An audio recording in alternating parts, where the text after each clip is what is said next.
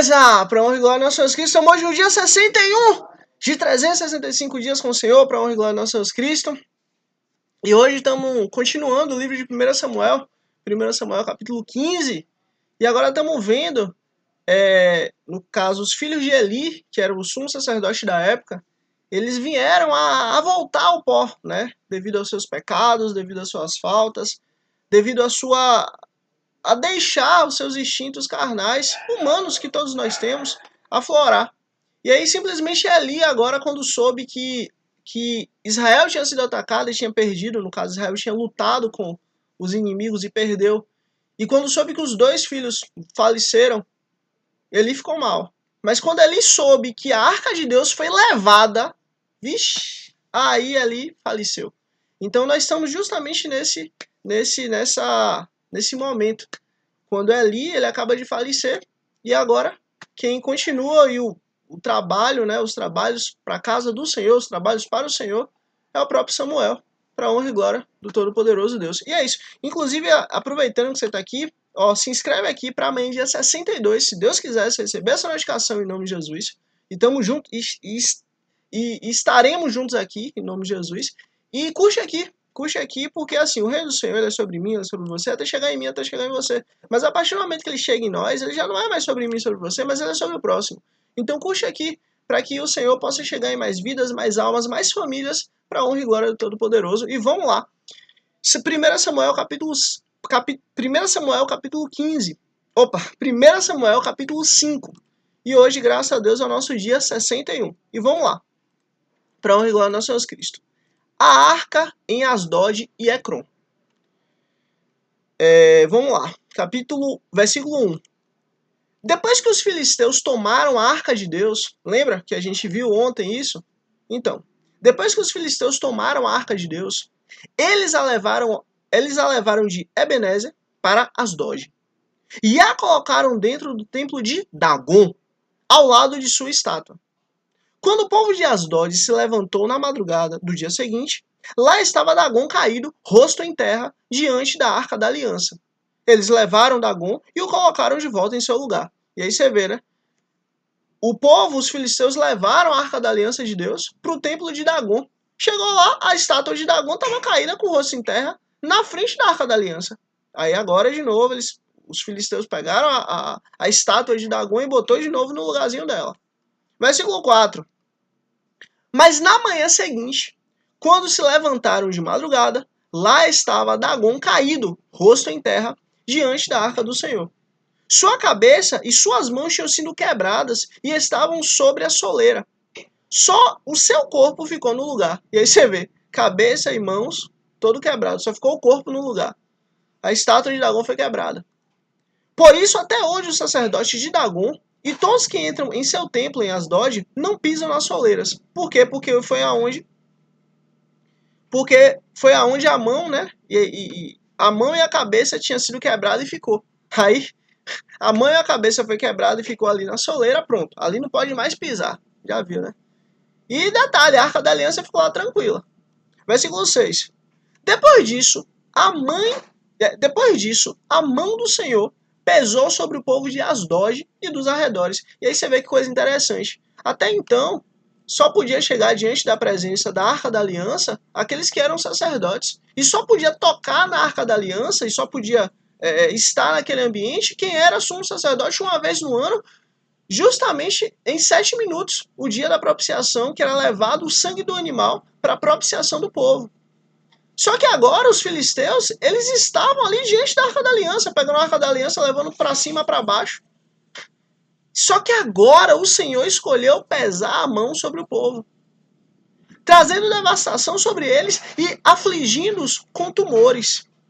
Quando os homens de Asdod viram o que estava acontecendo, disseram: a arca do Deus de Israel não deve ficar aqui conosco, pois a mão dele pesa sobre nós e sobre o nosso Deus Dagon. E aí você vê, eles entendiam que a mão de Deus estava pesando sobre o povo e sobre o Deus Dagon.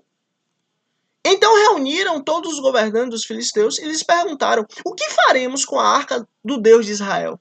Você vê, eles tiveram aqui sabedoria.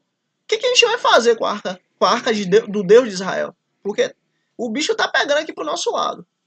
Eles responderam: levem a arca do Deus de Israel para Gade. E então levaram a arca do Deus de Israel. Mas quando a arca chegou, a mão do Senhor castigou aquela cidade e lhes trouxe grande pânico. Ele afligiu o povo da cidade, jovens e velhos, com uma epidemia de tumores. Então enviaram a arca de Deus para Ecrom. E aí você vê, opa, fica lá, opa, fica cá, opa, vai para lá. Ninguém queria ficar com a arca de Deus na mão. Por quê? Porque a arca de Deus estava levando tumores e pânico para as pessoas. Quando a arca de Deus estava entrando na cidade de Ecrom, o povo começou a gritar. Eles trouxeram a arca de Deus, eles trouxeram a arca do Deus de Israel para cá, a fim de matar a nós e ao nosso povo. Aí você vê o povo de Ecrom, opa, não venha não. Eles trouxeram a arca de Deus para matar a nós e matar nosso povo. Não venha com esse negócio para cá não. Esse negócio vai matar a gente, não venha não. Então reuniram todos os governantes dos filisteus e disseram: levem embora a arca do Deus de Israel, que ela volte ao seu lugar. Caso contrário, ela matará a nós e ao nosso povo. E aí você vê, eles entenderam que a arca de Deus estava ali trazendo para eles algo negativo. E aí que tá. Quando você fala assim, olha, Deus te abençoe, você está abençoando alguém. Mas o outro, se não estiver ali debaixo da bênção de Deus, se não estiver ali debaixo da proteção de Deus, se não estiver ali debaixo da mão de Deus, aquilo ali vai ser uma maldição. A Arca da Aliança era justamente uma bênção que Deus deu para o povo, para que a presença de Deus ali fosse manifesta, para que todo Israel pudesse receber a presença de Deus ali. Mas ao mesmo tempo, essa mesma Arca da Aliança estava sendo para os inimigos uma arma terrível. Uma arma de aflição, uma arma de doença, uma arma de medo, uma arma de pânico, uma arma de pavor ali no meio deles. Ou seja, a bênção de Deus para nós é uma bênção, mas para os nossos inimigos, a bênção de Deus chega para os nossos inimigos e machuca nossos inimigos e faz com que os nossos inimigos queiram fugir de nós. Pois havia pânico mortal em toda a cidade. A mão de Deus pesava muito sobre ela, sobre aquela cidade. Aqueles que não morreram foram afligidos com tumores. E o clamor da cidade subiu ao céu. E aí você vê, a cidade clamou tanto a Deus que subiu ao céu. Olha, isso vai nos matar, isso está nos matando, isso está nos fazendo mal, isso está nos levando a cair. E aí você vê, quando o inimigo entende que aquilo ali, a presença de Deus é tão forte que ele próprio não aguenta, é justamente o sinal que Deus está ali fazendo algo extraordinário. 1 Samuel capítulo 6, o retorno da arca a Israel. E olha, só para deixar uma coisa clara, graças a Deus nós vimos ontem isso, nós ouvimos ontem isso, para honra e glória do Senhor Todo-Poderoso. Só que agora aqui, a gente só recapitulando essa questão. Ninguém consegue tirar Deus, ninguém consegue lutar contra Deus, ninguém consegue tirar a presença de Deus. Deus escolheu sair. Deus escolheu tirar a Arca da Aliança no meio de Israel e levar para os filisteus. Foi uma escolha que Deus fez. Foi o próprio Deus que falou. Ele que quis sair do meio de Israel. Por quê? Porque Israel estava pecando. Só que agora Deus escolheu voltar para o meio de Israel. Deus escolheu voltar para o meio do povo dele. O retorno da arca a Israel. Quando já fazia 7 meses que a arca do Senhor estava em território filisteu, os filisteus chamaram os sacerdotes e adivinhos e disseram: o que faremos com a arca do Senhor? E aí você vê, eles passaram 7 meses de posse da arca do Senhor. Os filisteus. Diga-nos com o que devemos mandá-la de volta ao seu lugar. E aí você vê, meu Deus, como é que a gente vai levar a arca de novo para a casa dela? O que a gente vai mandar de volta? Como é que a gente vai fazer essa arca voltar para a terra dela? Para o meio dos israelitas? Versículo 3. Eles responderam: se vocês devolverem a arca do Deus de Israel, não mandem de volta só a arca, mas enviem também uma oferta pela culpa. Opa! Mas enviem também uma oferta pela culpa. Gente, olha, eles entendiam que eles erraram. Eles entendiam que eles fizeram algo pecaminoso perante o Senhor. Eles entendiam que pegar o que não é dele é errado. Apesar desse povo ser inimigo de Deus, eles tinham um pouquinho de moral. Eles tinham um pouquinho de ética. Eles entendiam um pouquinho da lei do Senhor. E eles entendiam que eles tiraram algo que é sagrado para Deus, que é a Arca da Aliança. E isso deveria ser reparado. Por isso que, envie também uma oferta pela culpa, uma oferta pelo pecado, que é o quê? Que foi tirar a arca de Deus do meio do povo dele. Então vocês serão curados e saberão por que a mão não tem se afastado de vocês. E aí você vê, só pelo fato de vocês reconhecerem que a mão de Deus está aqui, já é um início. Mas quando vocês ofertarem pela culpa, pelo pecado que vocês cometeram, a mão de Deus vai sair de vocês. E vocês vão estar curados. Eles tinham esse entendimento. Versículo 4. Os filisteus perguntaram, que oferta pela culpa devemos enviar-lhes? Enviar-lhe. Eles responderam, 5 tumores de ouro e 5 ratos de ouro, de acordo com o número de governantes filisteus. Porque a mesma praga atingiu vocês e todos os seus governantes. Ou seja, para cada governante, mande uma representação. Para cada governante, mande ali 5 governantes filisteus, 5 tumores de ouro e 5 ratos de ouro. Façam imagem dos tumores e dos ratos que estão assolando o país e deem glória ao Deus de Israel. Olha. A arca de Deus ali levou a palavra de Deus, a lei do Senhor, para os filisteus. Olha, não só levem essa oferta, mas também, deem glória ao Deus de Israel. Você vê um povo filisteu, um povo distante da lei, um povo distante de Israel, um povo distante de Abraão, Isaac e Jacó. Mas agora por causa da arca da aliança ali, a bênção de Deus chegou. Olha, deem glória ao Deus de Israel. Talvez ele, o Deus de Israel, alivie a sua mão sobre vocês, seus deuses e sua terra. Talvez. Por que teu coração obstinado como os egípcios e o faraó? Você vê, a história de faraó e a história dos egípcios era tão forte que até esse momento estava sendo usada como exemplo. Peraí, por que teu coração tão obstinado quanto os egípcios e quanto o faraó? Não. Se nós já estamos vendo a mão do Senhor lutando contra nós, vamos pedir perdão. Se nós já estamos vendo a mão do Senhor pesando sobre nós, vamos pedir perdão. Se nós já estamos vendo a mão do Senhor lutando aqui, vamos pedir perdão. Para quê? Para que a mão de Deus não pese mais. E é assim que a gente tem que agir. Você viu que você fez algo errado. Você viu que você falhou. Você viu que você errou. Peça perdão logo a Deus o mais rápido possível. Hoje mesmo, eu acabei de fazer isso para honra e glória do Senhor. Acabei de errar, acabei de falhar há poucos minutos atrás. Já pedi perdão a Deus em nome de Jesus. Mas tem que ser assim, por quê? Porque senão a gente deixa o erro crescer em nós. E se a gente deixar o erro crescer em nós, já era. Hoje é um erro, amanhã é outro, amanhã é outro, amanhã é outro. Daqui a pouco, chega na cota. E quando chega na cota, já era. Não tem mais como voltar. Então, erros, falhas, aquilo que seu coração pesou. Se seu coração pesou, pro outro pode não ser errado, mas se pra você aquilo pesou, se você viu que aquilo é errado, se você chegou à conclusão de que aquilo é errado, seja você sozinho ou seja pessoas que estão ao seu redor, que são bênçãos que Deus te dá, te mostrou, levou a consciência e chegou à sua consciência que aquilo é errado, o mais rápido possível, peça perdão a Deus. Deus, me perdoa por esse pecado, em nome de Jesus, acabou. E siga. E foi o que eles entenderam. Por que a gente vai se manter com o coração duro? Porque a gente vai fazer como os egípcios? Não. Só quando esse Deus os tratou severamente, os egípcios e o faraó, eles deixaram os israelitas seguirem o seu caminho. Ou seja, por que nós vamos ser como os egípcios? Por que nós vamos fazer como o faraó? Vamos fazer diferente. Nós já estamos vendo que a mão de Deus está aqui, lutando contra nós. E agora vamos nos arrepender. Acabou. Versículo 7. Agora então, preparem uma carroça nova. Não é uma carroça velha. Não é uma carroça usada. Não é uma carroça que já passou por trabalhos. Não. Uma carroça nova. Com 2 vacas que deram cria e sobre as quais nunca foi colocado jugo. Ou seja, não só uma carroça nova, mas também vacas que nunca usaram para trabalho, que nunca usaram para nada diferente. Vacas novas, trabalho novo. Amarrem-nas à carroça, mas afastem delas os seus bezerros e ponham-nos no curral. Ou seja, você vai ter 2 vacas que têm filhos e bote esses bezerros distante.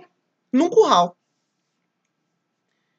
Coloquem a arca do Senhor sobre a carroça e ponham numa caixa ao lado os objetos de ouro que vocês estão lhe enviando como oferta pela culpa.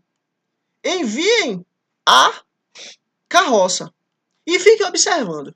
Se ela for para o próprio território, na direção de Bet-Semes, então foi o Senhor quem trouxe essa grande coisa ruim sobre nós. Mas se ela não for, então saberemos que não foi a mão que nos atingiu e que isso aconteceu conosco por acaso. E aí você vê o que é que eles fizeram. Bora fazer o seguinte. Vamos pegar dois bezerros e vamos colocar para poder carregar as carroças. Se as vacas forem na direção dos bezerros, né? Então, ou seja, foi um acaso. Mas se a vaca for contrária à direção do bezerro, seus filhos, então a gente vai descobrir que a mão de Deus pesou sobre nós. Porque óbvio que a vaquinha, né, as vaquinhas, elas tendem a ir onde estão seus bezerrinhos, né? Ou seja, a mãe sempre busca cuidar do seu filho, né? Naturalmente, sempre busca cuidar dos seus filhos. Então, se as vacas forem atrás das suas crias, dos seus bezerrinhos, pronto. Ali a gente descobriu que foi por acaso que tudo isso aconteceu. Mas, se a mãe for no lado oposto aos bezerrinhos, a gente vai descobrir que foi a mão de Deus que nos trouxe todas essas coisas terríveis. Versículo 11. E assim fizeram. Pegaram 2 vacas com cria, amarraram-nas a uma carroça e prenderam seus bezerros no curral. Colocaram a arca do Senhor nas carroças e junto delas a caixa com os ratos de ouro e as imagens dos tumores. Então as vacas foram diretamente para Bet-Semes, mantendo-se na estrada e mugindo por todo o caminho. Não se desviaram nem para a direita nem para a esquerda. Os governantes filisteus a seguiram até a fronteira de Bet-Semes. Ou seja, as vacas literalmente deram as costas para suas crias. As vacas literalmente viraram contra as suas crias. Aqui, vamos lá. Aqui no meio é a vaca, e aqui do lado são as crias, e aqui do lado é Bet-Semes, que é uma cidade dos filisteus. As vacas estavam aqui no meio. Ao invés delas virem para cá onde estavam os bezerrinhos, não. Elas vieram para o outro lado, para justamente as cidades onde eram as cidades dos filisteus. Para quê? Para justamente mostrar que aquilo tudo veio porque foi Deus que pesou a mão sobre eles. Para todo mundo ali ver e entender que a mão de Deus estava contrária aos filisteus. Versículo 13. Ora, o povo de Bet-Semes estava colhendo trigo no vale, e quando viram a arca, alegraram-se muito. A carroça chegou ao campo de Josué, de Bet-Semes, e ali parou ao lado de uma grande rocha. Então cortaram a madeira da carroça e ofereceram as vacas como holocausto ao Senhor. Os levitas tinham descido a arca do Senhor e as caixas com os objetos de ouro e os tinham colocado sobre a grande rocha. Naquele dia, o povo de Bet-Semes ofereceu holocaustos e sacrifícios ao Senhor. E aí, olha que coisa linda. Naquele dia, a arca da aliança voltou para dentro de Israel. Coisa maravilhosa. Os 5 governantes dos filisteus viram tudo isso e voltaram naquele mesmo dia a Ecrom. E eles tiveram a plena convicção, olha, assim como Deus escolheu sair do meio dos israelitas, agora Deus escolheu voltar para o meio dos israelitas. Deus escolheu voltar para o meio do povo dele. Deus escolheu voltar para o meio da sua presença. Voltar para o meio dos seus filhos, dos filhos de Abraão, Isaac e Jacó. Deus escolheu. Versículo 17. Os filisteus enviaram ao Senhor, como oferta pela culpa, esses tumores de ouro. Um por Asdod, outro por Gaza, outro por Ascalon, outro por Gate e outro por Ecrom. O número dos ratos de ouro foi conforme o número das cidades filisteias, que pertenciam aos 5 governantes, tanto as cidades fortificadas como os povoados no campo. A grande rocha sobre a qual puseram a arca do Senhor, até hoje, sobre a qual puseram a arca do Senhor. É até hoje um testemunho no campo de Josué, de Bet-Semes. O Senhor, contudo, feriu alguns dos homens de Bet-Semes, matando 70 deles, por terem olhado para dentro da arca do Senhor. Olha, por terem olhado para dentro da arca do Senhor. E aqui a gente aprende uma coisa, né, pela graça do Senhor. Não olhe para as coisas que não é para você olhar. Você sabe o que não é para você olhar. Não olhe. Por quê? Porque as coisas que não é para você olhar, não é para você olhar. Seu coração vai pesar. Você sabe que aquilo é errado. Não faça isso. Olhe só para o que edifica. Olhe só para o que é bom, olhe só para o que é valoroso, olhe só para o que alegra o coração de Deus, mas não olhe para coisas que não é para você olhar. Por quê? Porque os olhos são o espelho da alma. Respeite a intimidade. Respeite a intimidade do outro e a sua também. O povo chorou por causa da grande matança que o Senhor fizera. E os homens de Bet-Semes perguntaram: quem pode permanecer na presença do Senhor? Esse Deus santo, esse Deus vivo. A quem enviaremos a arca para que ele se afaste de nós? Você vê, a presença de Deus ali estava tão forte, tão terrível, que literalmente eles estavam falando: olha, como é que a gente vai poder tirar a presença de Deus aqui? Porque senão todo mundo vai morrer. Versículo 21. Então enviaram mensageiros ao povo de Kiriat Jearim, dizendo: os filisteus devolveram a arca do Senhor. Venham e levem-na para vocês. E aí você vê que coisa linda, né? Os filisteus devolveram a arca do Senhor. Na realidade, não foi os filisteus que devolveu. Foi o próprio Deus que escolheu voltar para casa. Foi o próprio Deus que escolheu voltar para o meio do seu povo. 1 Samuel, capítulo 7. Os homens de Kiriat Jearim vieram para levar a arca do Senhor. Eles a levaram para a casa de Abinadab, na colina, e consagraram seu filho Eleazar para guardar a arca do Senhor. Samuel subjuga os filisteus em Mispá. A arca permaneceu em Kiriat Jearim muito tempo. Foram 20 anos. E aí você vê, 20 anos que a arca permaneceu em Kiriat Jearim. E todo Israel buscava o Senhor com súplicas. E Samuel disse a toda a nação de Israel: se vocês querem voltar-se para o Senhor de todo o coração, livrem-se então dos deuses estrangeiros e das imagens de Astarote. Consagrem-se ao Senhor e prestem culto somente a Ele. E Ele os libertará das mãos dos filisteus. E aí você vê como isso é terrível. A idolatria causa escravidão. Mas se justamente você quer ser liberto disso, como o Senhor está dizendo, somente culto ao Deus Todo-Poderoso. Por quê? Porque Ele libertará vocês das mãos dos filisteus. Assim os israelitas se livraram dos balins, dos postes sagrados e começaram a prestar culto somente ao Senhor. E Samuel prosseguiu: reúnam todo Israel em Mispá, e eu intercederei ao Senhor a favor de vocês. Quando eles se reunirem em Mispá, tiraram água e derramaram perante o Senhor. Naquele dia jejuaram e ali disseram: temos pecado contra o Senhor. E foi em Mispá que Samuel liderou os israelitas como juiz.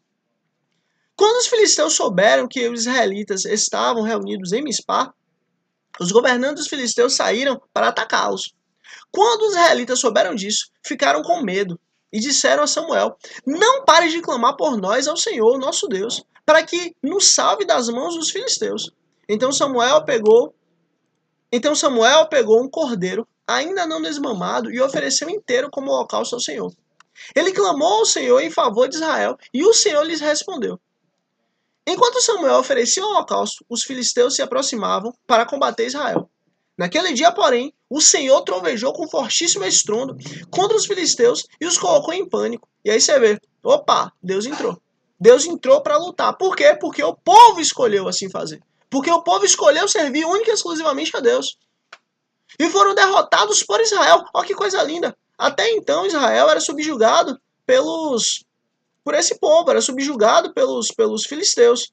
Mas agora, quando Israel escolheu servir única e exclusivamente a Deus, Israel ganhou, Israel venceu. Isso é um ensino para nós. Escolhamos seguir ao Senhor. Escolhamos seguir a Ele única e exclusivamente. Por quê? Porque o nosso Deus é um Deus bom, é um Deus zeloso. Porque o nosso Deus é um Deus que nos quer exclusividade. Versículo 11. Os soldados de Israel saíram de Mispá e perseguiram os filisteus até o lugar abaixo de Bet-Car, matando-os pelo caminho. Então Samuel pegou uma pedra e a ergueu contra Mispá e Sem, e deu-lhe o nome de Ebenezer, dizendo: até aqui o Senhor nos ajudou. Esse nome é muito bonito, Ebenezer, porque realmente é esse momento, né? Até aqui o Senhor nos ajudou. Assim os filisteus foram dominados e não voltaram a invadir o território de Israel. E aí você vê, quando a arca do Senhor voltou, acabou essa farra dos filisteus, acabou esse negócio. Já não existe mais isso. A mão do Senhor esteve contra os filisteus durante toda a vida de Samuel. As cidades que os filisteus haviam conquistado foram devolvidas a Israel, desde Ecrón até Gade. Israel libertou os territórios ao redor delas do poder dos filisteus. E houve também paz entre Israel e os amorreus. E aí você vê que coisa linda, né? Deus é um Deus de paz. Deus é um Deus que quer que vivamos em paz. Pode ter guerra? Pode. Mas, ó, Deus cuida para que a gente venha ter paz. Versículo 15. Samuel continuou como juiz de Israel durante todos os dias de sua vida. Cada ano percorria Betel, Gilgal e Ispa, discutindo as questões de Israel em todos esses lugares. Mas sempre retornava a Ramá, onde ficava sua casa. Ali ele liderava Israel como juiz. Naquele lugar construiu um altar em honra a Deus. E olha que coisa linda! Naquele lugar construiu um altar em honra a Deus. Olha, Samuel aprendeu com Abraão, com Isaac, com Jacó, a construir altar em honra a Deus. Olha, construir altar em honra a Deus é, sabe o quê? É ter intimidade com Deus. É buscar ter intimidade com o Senhor. É buscar ter a presença de Deus, ó, aqui pertinho. Nós somos os altares de Deus. Mas também precisamos queimar o incenso. Também precisamos fazer com que a brasa ela seja trocada. Inclusive, a gente nunca pode esquecer disso. Todos os dias nós temos a obrigação de manter a chama acesa, mas também de tirar a brasa antiga. Para quê? Para que justamente as novas brasas, a nova chama, ela venha queimar amanhã também. Porque todo dia é dia de oferecer ao Senhor oferta a Ele. E aqui nós estamos, 1 Samuel capítulo 8. Israel pede um rei. Olha, esse texto talvez seja um dos textos assim mais tristes da lei do Senhor. Porque aqui a gente não vê uma rejeição a Samuel. Aqui a gente não vê uma rejeição a Samuel, que estava sendo juiz de Israel por tanto tempo. Inclusive um juiz muito bom. Aqui a gente não vê uma rejeição a quem Deus estabeleceu para poder liderar o povo, não. Aqui nós vemos uma rejeição ao próprio Deus. E assim, não é uma rejeição ao próprio Deus, um Deus que é mau e ruim. Pelo contrário, um Deus que deu tudo de melhor. Um Deus que cuidou do povo, um Deus que sarou o povo, um Deus que aperfeiçoou o povo, um Deus que cuidou do povo desde lá, desde os tempos, desde Abraão, Isaac e Jacó. Um Deus presente. Aqui nós vemos a rejeição a esse Deus. Então esse texto é muito triste. E eu realmente peço que você veja aqui como Deus foi rejeitado. E o próprio Deus fala isso, olha, vocês rejeitaram a mim. E justamente, se Deus quiser, depois nós vamos ver o resultado dessa rejeição a Deus. O que é que isso causou? Vamos lá. Israel pede um rei. 1 Samuel capítulo 8. Quando envelheceu, Samuel nomeou seus filhos como líderes de Israel. Seu filho mais velho chamava-se Joel, e o segundo, Abias. Eles eram líderes em Berseba. Mas os filhos dele não andaram em seus caminhos. E aí você vê, assim como Eli, que tinha 2 filhos que não andaram no caminho do pai, que não andaram no caminho da justiça, que não andaram no caminho da verdade, que não andaram no caminho da lei do Senhor, os filhos de Samuel também não andaram. Joel e Abias eram líderes de Berseba, mas os filhos deles não andaram em seus caminhos. No caso, os netos de Samuel. Eles se tornaram gananciosos. No caso, aqui o texto está falando de Joel e de Abias, os filhos de Joel e Abias, que Joel e Abias eram os filhos de Samuel. Eles se tornaram gananciosos, aceitavam suborno e pervertiam a justiça, meu Deus. Tudo que Deus odeia. Suborno, ganância, perversidade, ser contrário à justiça. Tudo que Deus é contrário. Senhor. Versículo 4. Por isso, todas as autoridades de Israel renunciaram-se e foram falar com Samuel em Ramá. E disseram, tu já estás idoso, e teus filhos não andam em teus caminhos. Escolhe agora um rei para que nos lidere, a semelhança das outras nações. E aí você vê que coisa terrível. Agora eles queriam um rei, como as outras nações. Só que, ó, entenda uma coisa. Quem tem rei é escravo do rei. Quem tem rei é escravo daquele rei. Hoje vocês são filhos e servos de Deus. Mas a partir do momento que vocês pedem um rei, vocês pedem o quê? Vocês pedem para ser servos e escravos desse rei. Vocês preferem ser servos e escravos de Deus, que criou os céus, a terra e tudo que há, e com braço forte garantiu que ia cuidar de vocês até a terceira e quarta, até a 1000ª geração? Ou vocês preferem confiar em um homem que pode errar, que pode falhar, e que vai errar e que vai falhar? Que sentado fala e em pé não garante? Hã? Isso, inclusive, é uma pergunta para mim e para você. Nós queremos que o nosso rei seja o rei, o criador dos céus, da terra e de tudo que há, o todo-poderoso Deus? Ou um homem? Hã? É uma escolha para nós. Por isso que eu te digo, quem te supre, quem te guarda, quem te protege, quem te provê, não é homem, mas é Deus. Mas se você crê que quem te supre, quem te provê, quem te guarda, quem cuida da sua vida é um homem, você está colocando esse homem como seu rei. E se você coloca esse homem como seu rei, você não está colocando a Deus como seu rei. Deus pode todas as coisas, o homem não. Então tenha isso em mente. Vamos escolher ter Deus como nosso rei, como nosso Senhor, não o homem. E foi justamente que Israel não escolheu. Israel escolheu o contrário. Israel escolheu ter um homem como rei. E aí você sabe, né? Daí para frente, só para trás. Versículo 6. Quando, porém, disseram, e aqui é muito triste, meu Deus. Quando, porém, disseram, dá-nos um rei para que nos lidere, isso desagradou a Samuel. E aí você vê, o coração de Samuel e o coração de Deus estavam ligados. Quando Samuel ouviu isso, olha, dá-nos um rei, vixe, aquilo entrou mal no coração de Samuel. Aquilo foi mal no coração de Samuel, aquilo machucou Samuel. Por quê? Porque o coração de Deus estava junto com o coração de Samuel. Então ele orou ao Senhor. Senhor, o que eu faço? Senhor, e agora? Senhor, o que eu posso responder para o povo? O que eu digo? Versículo 7. E o Senhor lhe respondeu, vixe, aqui é a resposta de Deus. Olha o que Deus responde. Atenda a tudo que o povo está pedindo. Ou seja, o que o povo está pedindo, atenda. Atenda o que o povo está pedindo. Vai lá, pode fazer o que o povo está pedindo. Não foi você, não foi a você que rejeitaram. Não foi a você que rejeitaram, foi a mim que rejeitaram como rei. Foi a mim que rejeitaram como rei. Olha, a gente não está falando aqui de um rei mau, um rei perverso, um rei tirano. A gente não está falando aqui de um rei que só olha para ele, que tá nem aí pro povo. Não. Nós estamos falando de um rei que garantiu com mão erguida que cuidaria do povo, dos descendentes de Abraão, Isaac e Jacó, até a finalização dos tempos. Nós estamos falando aqui de um Deus que garantiu que com braço erguido que, olha, vocês é herança de Abraão, Isaac e Jacó. Eu sou o Deus de vocês e eu cuido de vocês até o final do tempo.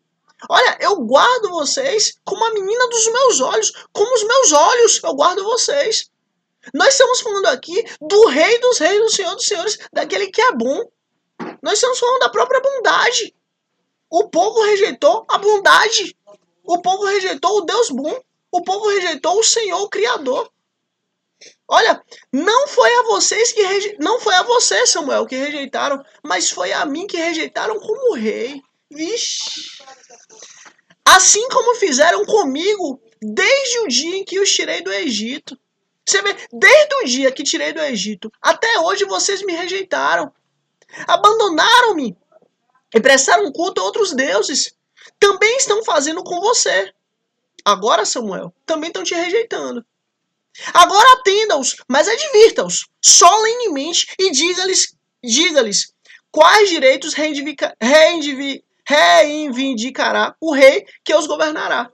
Pronto, tudo bem. Eles querem um rei, dê um rei. Agora diga o que é que esse rei vai reivindicar de cada um deles.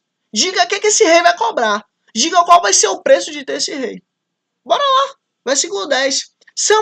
Samuel transmitiu todas as palavras do Senhor ao povo que estava lhe pedindo o rei, dizendo, o rei que reinará sobre vocês reivindicará como seu direito o seguinte, ele tomará os seus filhos de vocês para servi-lo em seus carros de guerra e em sua cavalaria. Ou seja, antes, Deus é quem lutava pelo povo.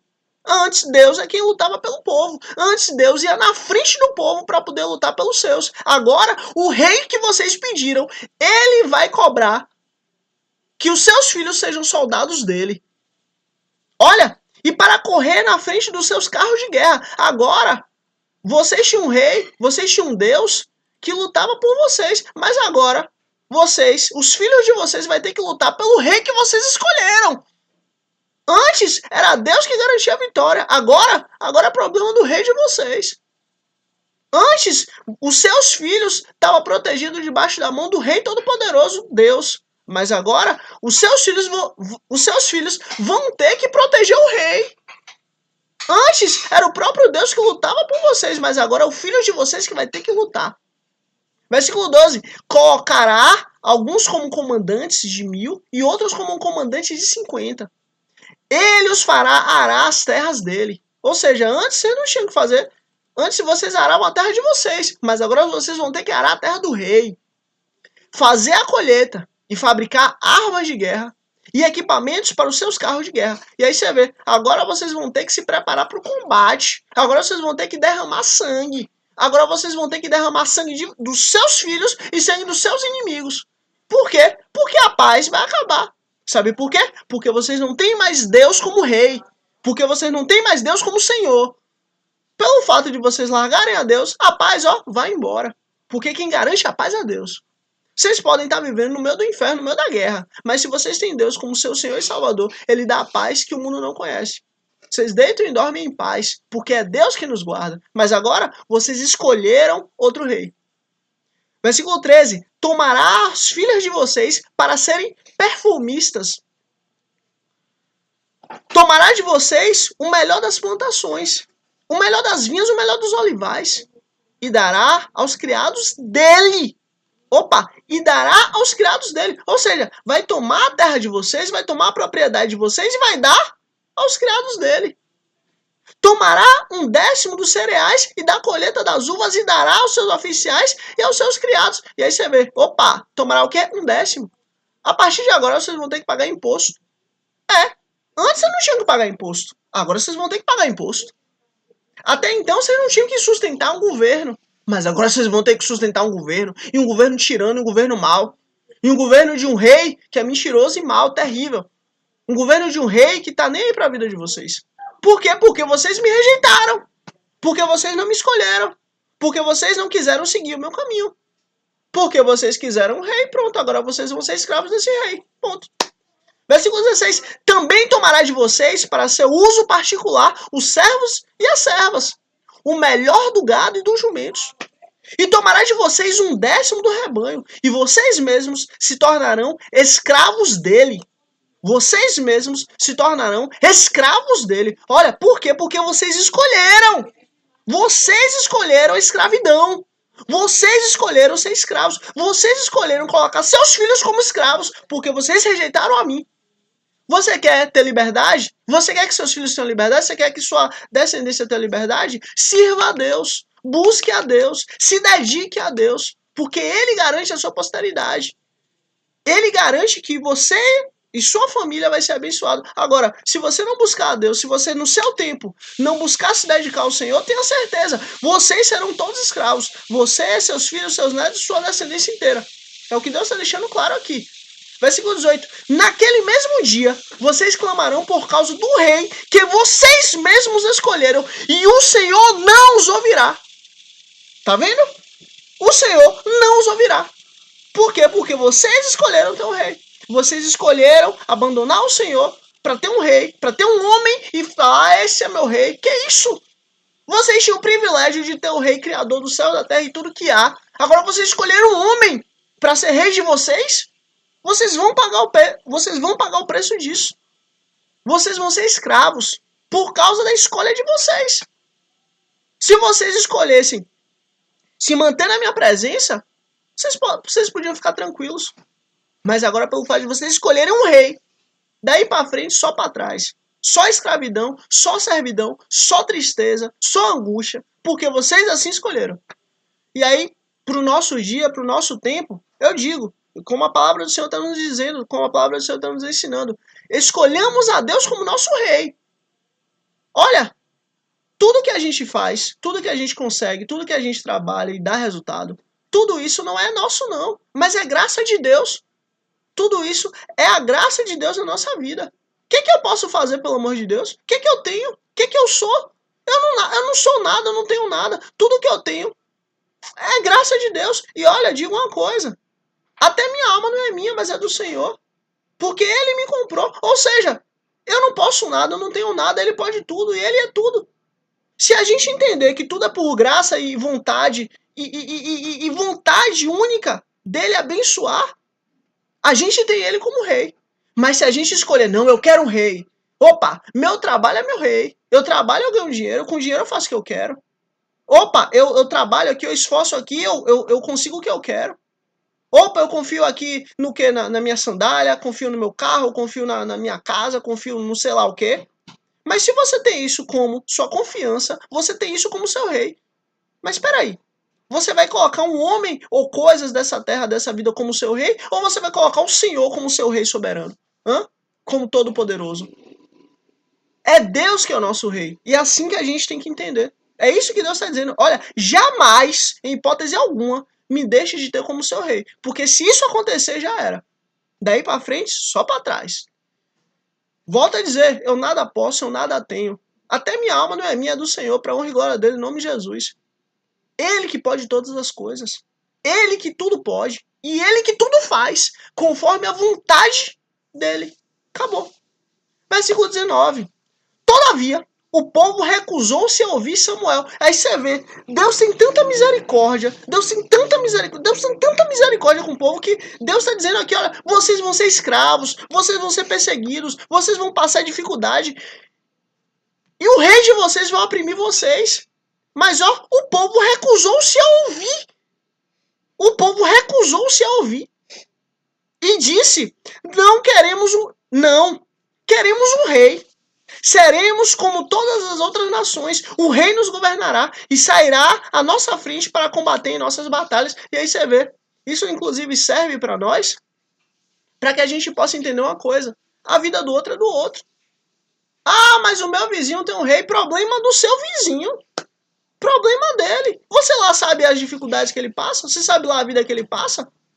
Sempre que a gente diz que nosso vizinho, outra pessoa, está vivendo a vida melhor, isso, aquilo, aquilo, outro, a gente está dizendo que Deus não foi suficiente. A gente está dizendo que Deus não conseguiu suprir a gente. Se o Senhor disse que Ele é o nosso pastor e nada nos falta, a gente vai reclamar de quê? A gente vai reclamar de quê, pelo amor de Deus? Se a gente reclamar, a gente está dizendo assim, Deus, o Senhor não é suficiente. Deus, o Senhor esqueceu de suprir uma necessidade que eu tenho. Mas peraí, se o Senhor é nosso pastor e nada nos falta, como é que a gente tem necessidade? Aí que tá. Essa necessidade, ela pode vir, ela vem do nosso desejo, do nosso shekel, da nossa vontade. Ela vem do que o mundo nos diz que é bom, do que o mundo diz que a gente tem que fazer. Mas não de Deus. Porque o que de fato nós precisamos, isso não falta. Olha, uma coisa é você não ter um McDonald's para comer, um Subway para comer, um milkshake para tomar, um churrasco todo dia para comer, tudo bem. Mas fome de comer e falar, olha, eu vou comer aqui, eu nunca mais sei quando eu vou comer, e não tem ninguém que possa te ajudar, não tem ninguém que possa te dar uma bala, e não tem ninguém que possa te dar um dedinho de farinha. Isso não. Se o Senhor disse que Ele é nosso pastor e nada nos falta, a gente vai dizer que está faltando o quê? É Ele que cuida de nós. Deus é o nosso rei. E aí você vê, né, o povo dizendo, não, a gente não quer saber não, a gente quer um rei, a gente quer um homem. Tudo bem. Versículo 21. Versículo 21. Depois de ter ouvido tudo que o povo disse, Samuel o repetiu perante o Senhor. E o Senhor respondeu, atenda-os e dê-lhes um rei. Acabou. O povo quer um rei, o povo vai ter um rei. Já foi. Então Samuel disse aos homens de Israel, volte cada um para a sua cidade. E para honra e glória do nosso Senhor Cristo, primeiramente, em nome de Jesus, eu agradeço a Deus. E depois eu agradeço a você por ter chegado até aqui. Deus abençoe grandemente você e sua família, em nome de Jesus. Se inscreve aqui para amanhã, dia 62. Em nome de Jesus, estávamos aqui juntos para honra e glória do nosso Senhor Jesus Cristo. Curte aqui, porque assim, o reino do Senhor é sobre mim, é sobre você, até chegar em mim, até chegar em você. Mas a partir do momento que ele chega em nós, ele já não é mais sobre nós, mas ele é sobre o próximo.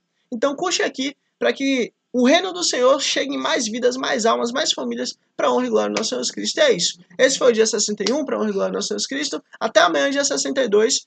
Se Deus quiser, em nome de Jesus. E é isso. Deus abençoe mais uma vez você e sua família. Em nome de Jesus. Até amanhã, dia 62. Em nome de Jesus. Amém.